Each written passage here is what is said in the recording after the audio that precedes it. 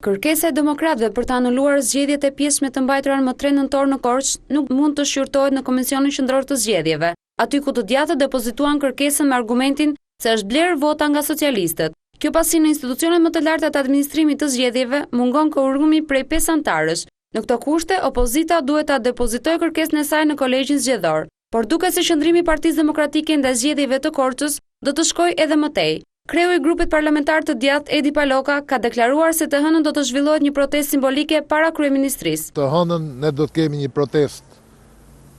simbol përpara kryeministrisë për këtë akt të rënd, një protestë që është më tepër një thirrje për gjithë qytetarët shqiptarë që të reagojnë ndaj këtij akti kaq rënd.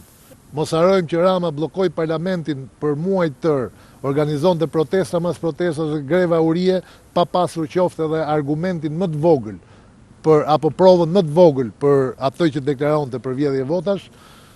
ndërkohë që ne jemi përpall një fakti publik evident për gjithë dhe megjithatë kemi organizuar një protestë vërtet të hënën për këtë punë, por ndërkohë kemi kërkuar dhe një mocion si grup parlamentar, një mocion që kam paraqitur unë si kryetari i grupit parlamentar të Partisë Demokratike, ku i kërkojmë parlamentit që gjithë bashkarisht të